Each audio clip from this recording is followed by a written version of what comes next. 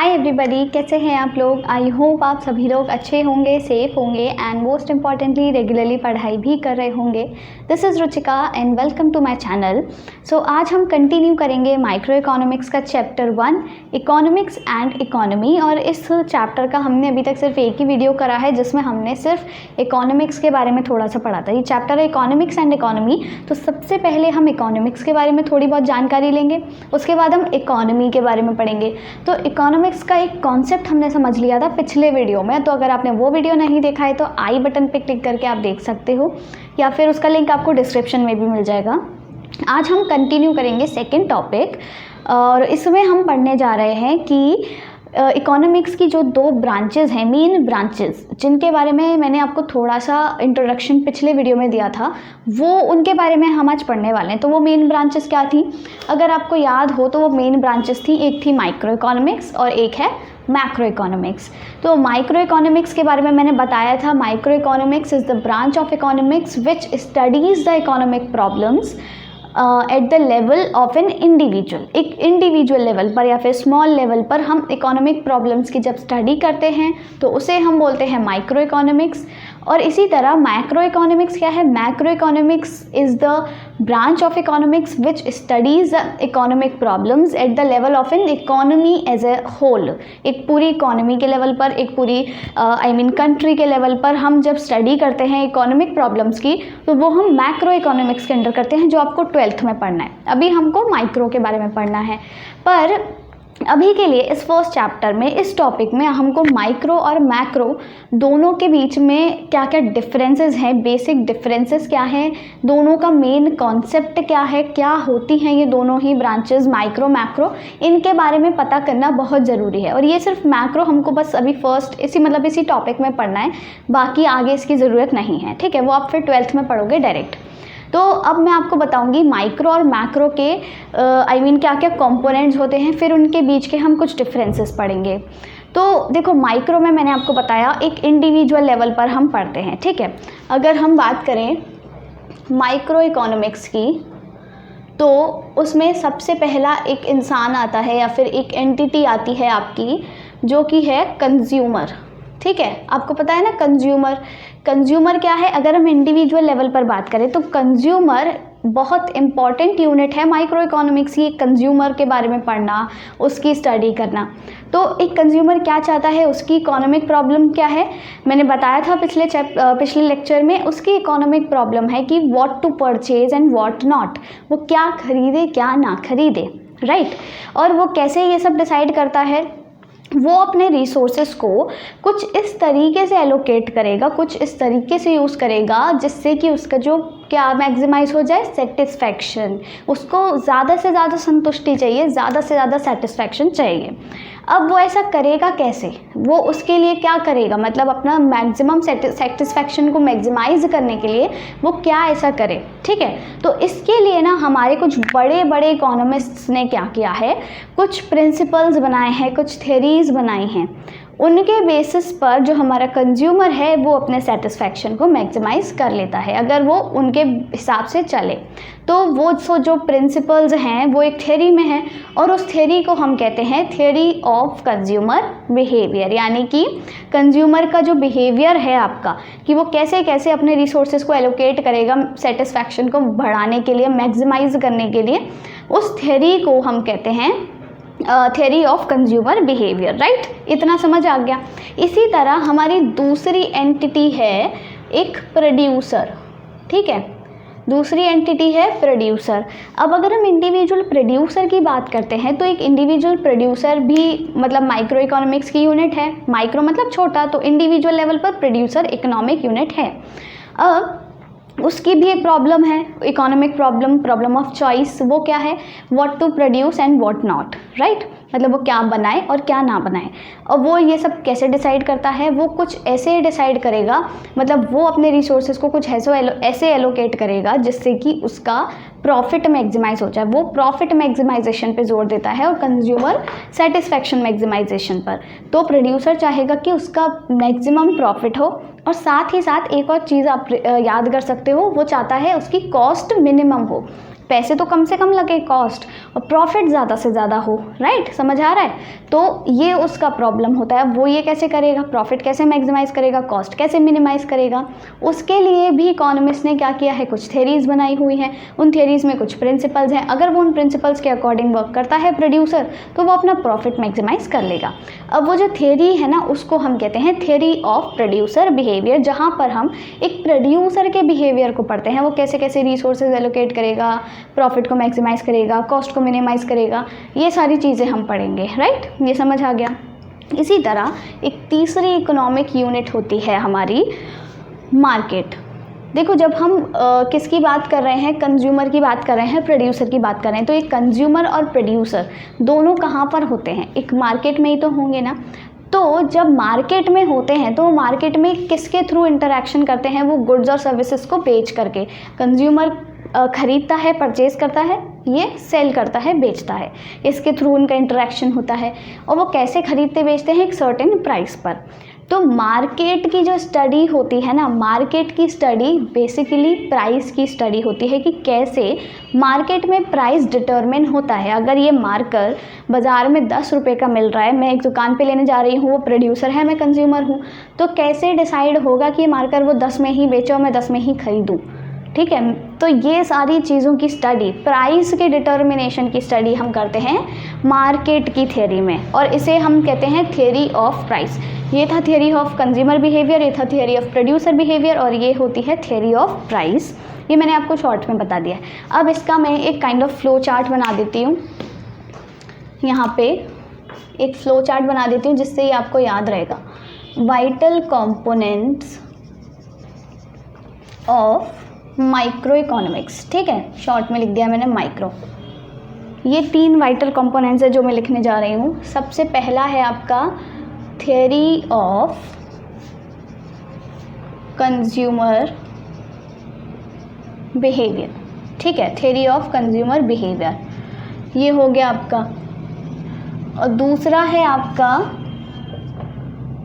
Theory of producer behaviour, ये हो गई आपकी दूसरी थ्योरी। अब ये जो थ्योरी ऑफ कंज्यूमर बिहेवियर है, इसको हम एक और नाम से जानते हैं। अभी मैं तीसरा वाला भी लिखूंगी कंपोनेंट, ये मार्केट वाला। पहले हम इन दोनों के बारे में एक एडिशनल चीज़ें जान लेते हैं। थ्योरी ऑफ कंज्यूमर बिहेवियर क्या है, कंज्यूमर के बिहेवियर की स्टडी, राइट। यहाँ पे मैं ये भी लिख देती हूँ, study of behaviour of a consumer, ठीक है। अब क्योंकि जब कंज्यूमर मार्केट में जाता है तो वो क्या करता है, वो किसी भी चीज़ की डिमांड करता है ना। हम अगर मार्केट में जा रहे हैं, मैं कंज्यूमर हूँ, मेरे को ये मार्कर चाहिए ऐसा एक और, तो मैं इसकी डिमांड करूँगी जा कर के। तो इसीलिए हम इस थ्योरी को क्या बोलते हैं, एक और नाम से जानते हैं, थ्योरी ऑफ डिमांड, ठीक है। किस नाम से जानते हैं, थ्योरी ऑफ डिमांड। इसी तरह हमारा ये जो थ्योरी ऑफ प्रोड्यूसर बिहेवियर है, ये क्या होता है आपका, study of behaviour of a producer, एक प्रोड्यूसर के बिहेवियर की स्टडी है। और जब कोई प्रोड्यूसर मार्केट में जाके अपना सामान बेच रहा है, बनाया उसने कोई भी सामान, अब वो बेचेगा तो क्या करेगा, उसकी सप्लाई करेगा ऑब्वियसली। तो इसे हम एक और नाम से जानते हैं जो कि है थ्योरी ऑफ सप्लाई, ठीक है, ये समझ आ गया। Theory of behaviour, theory of consumer behaviour के थ्योरी ऑफ डिमांड बोलते हैं क्योंकि कंज्यूमर डिमांड करता है। थ्योरी ऑफ प्रोड्यूसर बिहेवियर को हम थ्योरी ऑफ सप्लाई बोलते हैं क्योंकि प्रोड्यूसर सप्लाई करता है। अब तीसरा कंपोनेंट आता है आपका थ्योरी ऑफ मार्केट वाला, ठीक है, मतलब थ्योरी ऑफ मार्केट नहीं, इसे हमने किस नाम से जाना था, थ्योरी ऑफ प्राइस, ठीक है, इसे हम कहते हैं थ्योरी ऑफ प्राइस। अब ये जो थ्योरी ऑफ प्राइस है, ये किससे रिलेटेड होती है, ये तो कंज्यूमर के बिहेवियर की स्टडी है, ये प्रोड्यूसर के बिहेवियर की स्टडी है। ये किसकी स्टडी है, ये है study of determination of price in the market, ठीक है। मार्केट में किस तरीके से प्राइस को डिटर्मिन किया जाएगा, उसकी स्टडी को हम बोलेंगे थ्योरी ऑफ प्राइस, और इसे हम इसी नाम से जानते हैं, थ्योरी ऑफ प्राइस नाम से। इसका और कोई दूसरा नाम नहीं है। इसका दूसरा नाम है थ्योरी ऑफ डिमांड, इसका दूसरा नाम है थ्योरी ऑफ सप्लाई, इसका कोई दूसरा नाम नहीं है। तो आप चाहो तो इसका स्क्रीनशॉट ले सकते हो जल्दी से। और इसी के साथ आपका पहला मतलब सब टॉपिक ख़त्म हो गया, माइक्रो इकोनॉमिक्स। ठीक है, इसके बारे में हमने पढ़ लिया। लास्ट में हम सारी चीज़ें रिवाइज भी कर लेंगे, डोंट वरी। अब नेक्स्ट आता है इसी तरह मैक्रो इकोनॉमिक्स की भी कुछ थ्योरीज़ हैं जो हमको पढ़नी है अब। ठीक है, मैक्रो इकोनॉमिक्स की क्या थ्योरीज़ हैं उसके बारे में हम समझते हैं। देखो, मैक्रो मैंने बताया, मैक्रो क्या है, लार्ज लेवल पर है, राइट। माइक्रो तो क्या था, स्मॉल लेवल पर था। मैक्रो है आपका लार्ज लेवल पर। तो मैक्रो में हम क्या करते हैं, सारी चीज़ें बड़े लेवल पर, यानी कि एक इकोनॉमी के लेवल पर, एक कंट्री के लेवल पर पढ़ेंगे। तो वहाँ पर जो इकोनॉमिक प्रॉब्लम्स होंगी या फिर कुछ इश्यूज़ होंगे वो भी बड़े लेवल पर होंगे, इकोनॉमी के लेवल पर होंगे। तो वहाँ पे क्या इश्यूज़ हो सकते हैं, वहाँ के आपके इश्यूज़ हैं, सबसे पहला है आपका इक्विलिब्रियम इन द इकोनॉमी। सबसे पहले तो देखो इनके नाम ही याद कर लो, वो बाद में इनके डिटेल जो भी है वो मैं बताती जाऊंगी। ठीक है, सबसे पहला है इक्विलिब्रियम इन द इकोनॉमी, फिर आता है आपका डिसइक्विलिब्रियम इन द इकोनॉमी, तीसरा आपका आता है correction of disequilibrium in the economy. ठीक है, इन तीनों को कैसे याद करना है। इक्विलिब्रियम क्या होता है, इक्विलिब्रियम ये जो टर्म है ना, ये पूरी इकोनॉमिक्स में सुनने को मिलेगा जब तक इकोनॉमिक्स पढ़ोगे। तो इक्विलिब्रियम क्या होता है, जब कोई भी चीज़ एकदम बैलेंस्ड होती है, स्टेबल होती है, अच्छी खासी चल रही होती है। ठीक है, जैसे कि अगर अभी आप अपनी पढ़ाई को सफिशेंट आवर्स दे रहे हो, 8 घंटे देने चाहिए पूरे दिन में, तो आप 8 घंटे दे रहे हो, तो वो एक इक्विलिब्रियम है। ठीक है, ऐसे मान के चल लो। या फिर आप बराबर टाइम दे रहे हो अपने खेलने कूदने को और मतलब बाकी सारे काम को और पढ़ाई को, तो वो एक इक्विलिब्रियम बना के चल रहे हो आप। या फिर सारे सब्जेक्ट्स को आप मेंटेन कर रहे हो, साथ में कंटिन्यूस स्टडी कर रहे हो, तो वो एक इक्विलिब्रियम है। तो इक्विलिब्रियम क्या होता है, एक बैलेंस्ड सिचुएशन। तो पहले इशू आता है, पहली सिचुएशन है जब इकोनॉमी में इक्विलिब्रियम है, यानी कि सब कुछ बैलेंस्ड है। अब क्या होता है, अचानक से कुछ गड़बड़ आ जाती है, तो क्या हो जाएगा, बैलेंस है तो उसके बाद डिसबैलेंस क्रिएट हो जाएगा, यानी कि इक्विलिब्रियम था तो डिसइक्विलिब्रियम क्रिएट हो गया। तो पहला हो गया इक्विलिब्रियम इन द इकोनॉमी, दूसरा हो गया डिसइक्विलिब्रियम इन द इकोनॉमी। अब क्योंकि कुछ डिसबैलेंस क्रिएट हो गया है तो आप उसको करेक्ट करोगे ऑब्वियसली। तो तीसरा हो गया correction of disequilibrium in the economy. ये 3 इश्यूज़ हैं जो हम मैक्रो इकोनॉमिक्स में पढ़ते हैं। अब ये होते क्या हैं इश्यूज़, इनको बारे में समझ लेते हैं एक एक करके। सबसे पहला है आपका इक्विलिब्रियम इन द इकोनॉमी, क्योंकि ये मैक्रो लेवल की स्टडी है, यानी कि पूरी इकोनॉमी में क्या है, इक्विलिब्रियम है। अब इक्विलिब्रियम है किस किस के बीच, जैसे मैंने बताया आपके सारे सब्जेक्ट्स के बीच। तो यहाँ पे इक्विलिब्रियम किसके बीच में है, यहाँ पे जो आपका इक्विलिब्रियम है वो है AD और AS के बीच में। अभी देखो ये समझ लो, मैक्रो का जो अभी मैं पढ़ा रही हूँ ना हिस्सा, ये बहुत ज़्यादा डिटेल में नहीं समझना है, आपको दिमाग नहीं लगाना है। ये बस अभी इस टॉपिक के लिए समझ लो ये सारी चीज़ें, क्योंकि 11th में तो पढ़ना तो आपको माइक्रो ही है, तो वो ज़्यादा इम्पॉर्टेंट है। अभी के लिए समझ लो क्या चीज़ें हैं, कैसे हो रही हैं। ठीक है, तो यहाँ पे क्या है, इक्विलिब्रियम है अभी इकोनॉमी में, AD और AS बराबर है। अब मैं बताती हूँ अभी AD और AS क्या है। अब क्या हुआ, डिसइक्विलिब्रियम क्रिएट हो गया। डिसइक्विलिब्रियम मतलब अब ये दोनों बराबर नहीं रहे, AD और AS बराबर नहीं रहे। या तो ये होगा कि AD ज़्यादा हो AS से, या फिर क्या हो सकता है आपका, एक और सिचुएशन होती है कि AD कम हो AS ज़्यादा हो, या तो एक बार AD ज़्यादा होगा या फिर एक बार AS ज़्यादा होगा। ये हो गया डिसइक्विलिब्रियम। अब जब डिसइक्विलिब्रियम हो गया है तो इसको करेक्ट करना पड़ेगा। इसको करेक्ट करने के लिए हम क्या करते हैं, कुछ टूल्स यूज़ करते हैं, और उस करेक्शन के बाद वापस से ये जो AD और AS है ना, ये बराबर आ जाते हैं। ऐसे होता है। अब ये AD और AS हैं क्या, AD is your aggregate demand. ठीक है, AD क्या है, एग्रीगेट डिमांड, और AS है आपका एग्रीगेट सप्लाई। ठीक है, एग्रीगेट सप्लाई। तो इक्विलिब्रियम कब है इकोनॉमी में, पूरी कंट्री में, जब एग्रीगेट डिमांड और एग्रीगेट सप्लाई बराबर हैं। डिसइक्विलिब्रियम क्रिएट हो गया जब एग्रीगेट डिमांड ज़्यादा हो गई एक बार, या फिर एग्रीगेट सप्लाई ज़्यादा हो गई एक बार। फिर इन दोनों को बराबर लाने के लिए, वापस से इक्विलिब्रियम को रेस्टोर करने के लिए हम कुछ टूल्स यूज़ करते हैं और डिसइक्विलिब्रियम को करेक्ट करते हैं, जिससे कि वापस से दोनों बराबर आ जाएंगे। ठीक है, अब यहाँ पे एक और चीज़ है जानने वाली, इसे मैं हटा देती हूँ अभी के लिए। अब क्या हुआ, यहाँ पर मैंने बताया, ये सारी चीज़ें मैंने बता दी। अब क्या होता है कि ये तीनों इश्यूज़ हैं, ठीक है, जैसे हमने अभी उसमें पढ़ा था ना माइक्रो वाले कंपोनेंट्स में, कंज्यूमर का, प्रोड्यूसर का और प्राइस का जो इशू था, वो इकोनॉमिस्ट ने उनके लिए अलग अलग थ्योरीज बनाई हुई थी, theory of demand, theory of supply, theory of price. इसी तरह यहाँ पर क्या है, 3 थ्योरीज बना दी हैं इकोनॉमिस्ट ने अलग अलग।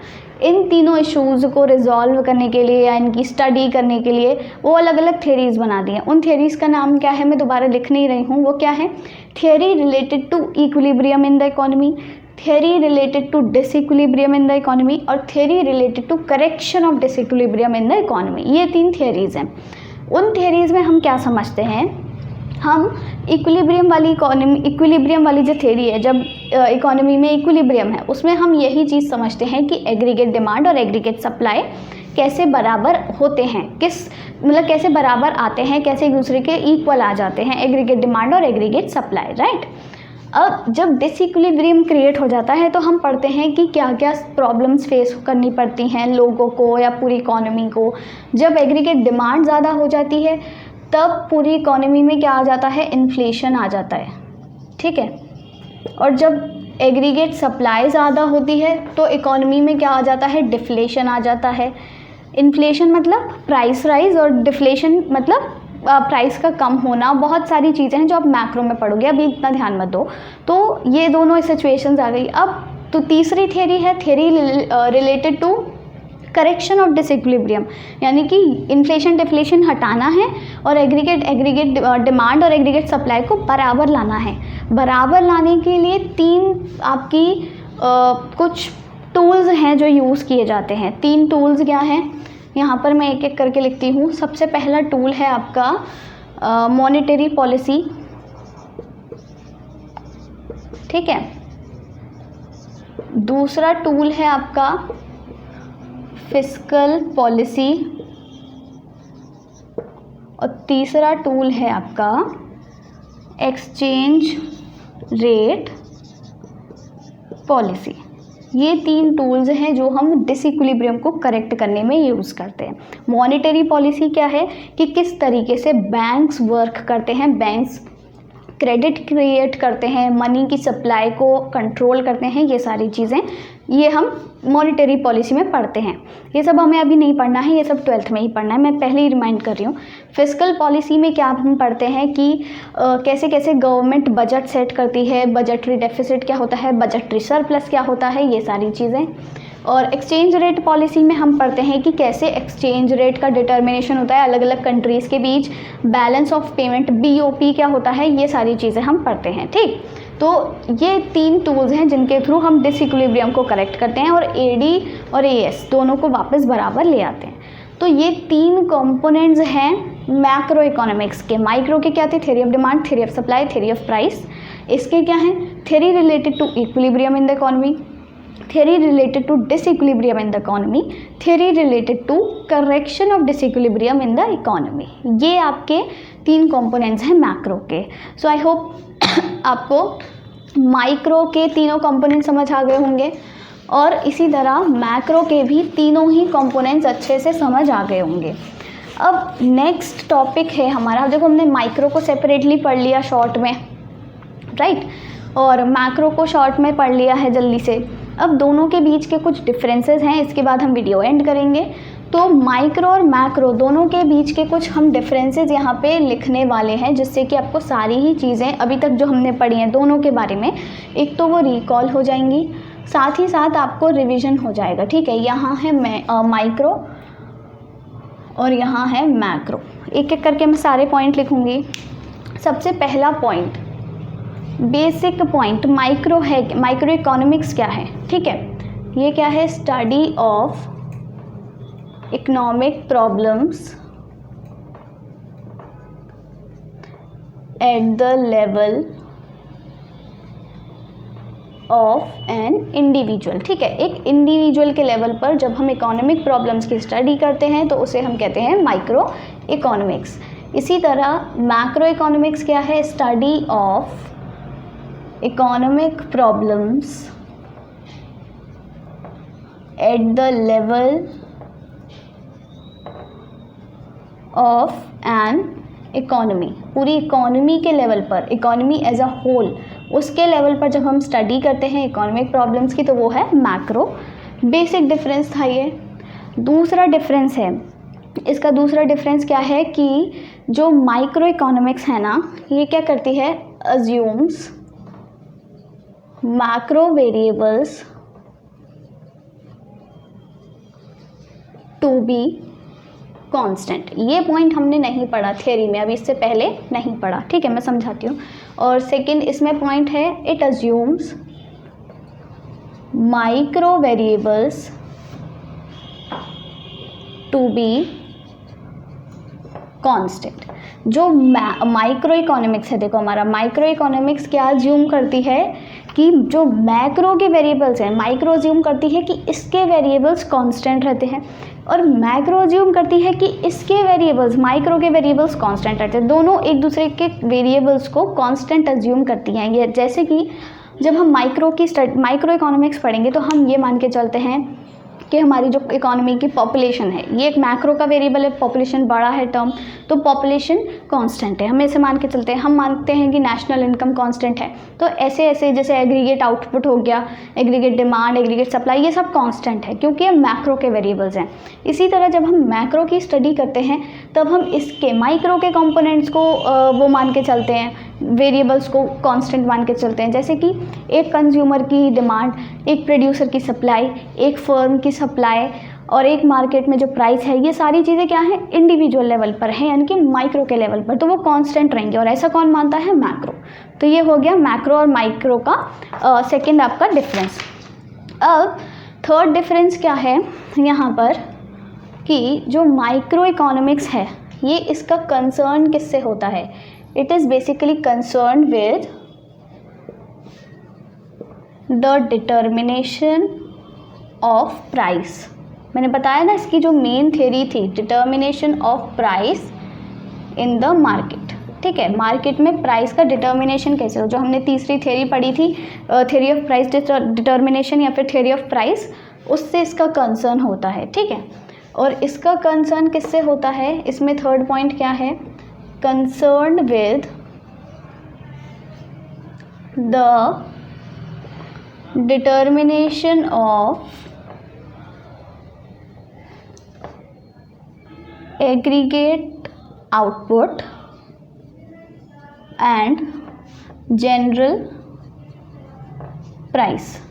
यानी कि एग्रीगेट आउटपुट और जनरल प्राइस की मतलब डिटर्मिनेशन से इसका कंसर्न होता है। तो ये किससे कंसर्न रखती है? डिटर्मिनेशन ऑफ प्राइस, यहाँ पे मैं हाईलाइट कर दूंगी अभी, और यहाँ पे होता है determination of aggregate output and general price. अब क्योंकि ये डिटर्मिनेशन ऑफ प्राइस से कंसर्न रखती है माइक्रो इकोनॉमिक्स, इसीलिए इसे हम और क्या कहते हैं? Also called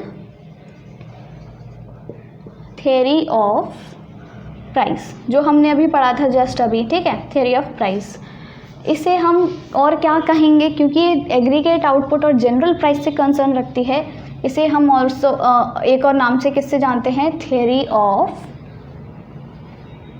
income and employment. ठीक है, इनकम एंड एम्प्लॉयमेंट, ये हो गया आपका फोर्थ डिफरेंस।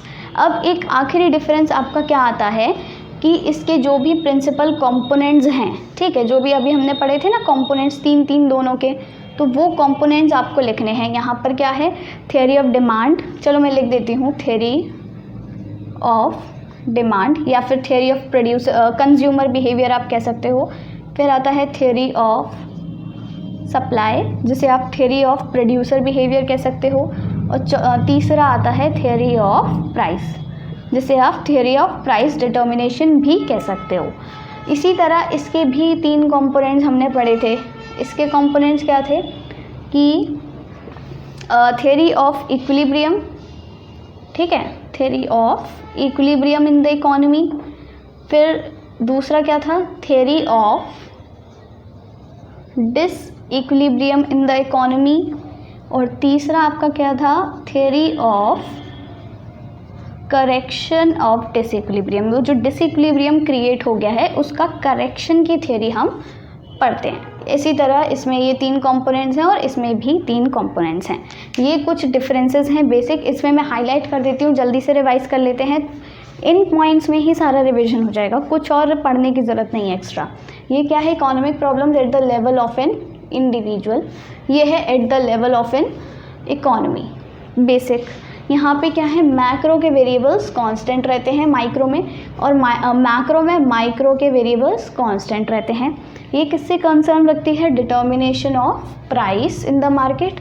ये रखता है डिटर्मिनेशन ऑफ एग्रीगेट आउटपुट, और जनरल प्राइस से कंसर्न रखता है मैक्रो इकोनॉमिक्स। इसे हम थ्योरी ऑफ प्राइस कहते हैं, इसे हम theory of income and employment कहते हैं। इसके ये 3 कंपोनेंट्स हैं और इसके ये 3 कंपोनेंट्स हैं।